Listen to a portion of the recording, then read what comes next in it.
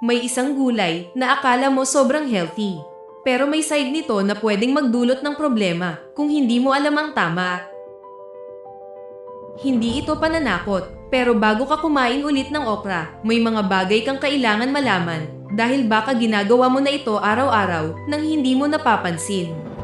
At ang totoo, hindi lahat ng healthy ay safe sa maling paraan.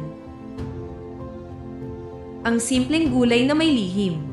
Sa kusina ng bawat Pilipino, laging may isang gulay na hindi nawawala. Hindi ito mahal, hindi rin ito fancy, pero kilala mo siya, okra, yung madulas. Medyo weird ang texture at madalas mong makita sa sinigang, pinakbet o simpleng ginisang gulay. At kung ikaw yung tipo ng tao na umiiwas dito, hindi ka nag-iisa. Maraming Pilipino ang hindi gusto ang okra dahil sa slimy na pakiramdam nito. Pero ang hindi alam ng karamihan, yung parte na kinaiinisan mo, yun din ang dahilan kung bakit sobrang powerful nito sa katawan. At dito nagsisimula ang tanong. Kung ganun siya ka-beneficial, bakit may mga taong nagsasabing mag-ingat ka dito? Ang likod ng slime. Kapag hiniwa mo ang okra, mapapansin mo agad yung malapot na parang gel na lumalabas. Para sa iba, kadiri. Pero para sa katawan mo, may silbi ito. Ang tawag dito ay mucilage. At ang mucilage na yan, parang natural shield sa loob ng katawan mo. Pinapabagal nito ang pag-absorb ng sugar sa dugo. Ibig sabihin, hindi agad tumataas ang blood sugar mo pagkatapos kumain. Kaya kung iniisip mo kung bakit may mga taong sinasabi na okay ang okra para sa blood sugar, ito ang dahilan. Pero teka, hindi pa dito nagtatapos ang kwento. Dahil may isang bagay na hindi sinasabi ng karamihan. Ang mga benepisyo na hindi mo inaakala. Bukod sa mucilage, ang okra ay puno ng fiber. At ang fiber, isa sa pinaka-importanteng kailangan ng katawan mo. Tumutulong ito sa digestion. Pinapaganda nito ang galaw ng bituka. At nakakatulong din ito para hindi ka madaling magutom. Pero hindi lang yan. May vitamins din ang okra tulad ng vitamin C at vitamin K.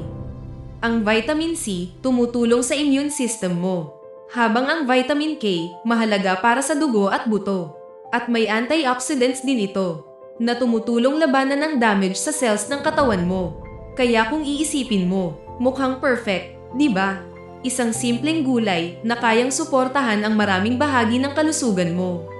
Pero kung ganito siya kaganda, bakit may mga taong nagkakaroon ng problema dito? Ang hindi sinasabi ng iba, ito ang part na bihirang pag-usapan. Hindi lahat ng katawan pare-pareho. At hindi lahat ng healthy food automatic na safe sa lahat ng tao. Halimbawa, ang okra ay may compounds na tinatawag na oxalates. Sa maliit na amount, okay lang ito. Pero kapag sumobra, pwede itong makaapekto sa kidney, lalo na kung may existing condition ka na. At hindi lang yan. Dahil sa sobrang fiber, may mga tao na nakakaranas ng bloating o pananakit ng tiyan kapag naparami ang kain nila ng okra. So habang iniisip ng iba na healthy naman, okay lang kahit marami. Doon sila nagkakamali dahil minsan ang sobrang mabuti nagiging masama rin. Isang tao, isang pagkakamali. May isang tao, tawagin natin siyang Carlo. Si Carlo ay health conscious. Mahilig siya sa gulay. Nag-iingat siya sa kinakain niya. At nang marinig niya na maganda ang okra sa katawan, ginawa niya itong parte ng araw-araw niyang diet. Sa umaga, okra. Sa tanghali, okra. Sa gabi, okra ulit. Sa simula, okay ang pakiramdam niya. Mas magaan ang tiyan. Mas energized. Pero makalipas ang ilang linggo, may napansin siya. Madalas sumakit ang tiyan niya. Minsan, bloated siya. At may mga araw na hindi siya komportable. Hindi niya agad naisip na dahil ito sa okra. Dahil sa isip niya, healthy naman to. Hanggang sa nagpa-check siya. At doon niya nalaman. Hindi dahil healthy ang isang bagay, ay pwede mo na itong gawing sobra. Ang tunay na problema, hindi ang okra, kundi ang mindset natin. Madalas, kapag may narinig tayong healthy, iniisip natin na mas marami, mas maganda. Pero ang katawan natin, hindi ganun kasimple. May limit ito, may balance. At kapag hindi mo pinakinggan ang katawan mo, doon nagsisimula ang problema. Ang okra, hindi kalaban. Pero hindi rin ito magic. Paano mo dapat kainin ang okra? Kung gusto mong makuha ang benefits ng okra, hindi mo kailangan kumain ng sobra. Ang kailangan mo, consistency. Pwede mo itong isama sa balanced meal. Hindi lang okra, kundi may ibang gulay, protina, at tamang carbs. Sa pagluluto, iwasan mong overcook ito. Dahil nawawala ang ibang nutrients kapag sobra ang luto.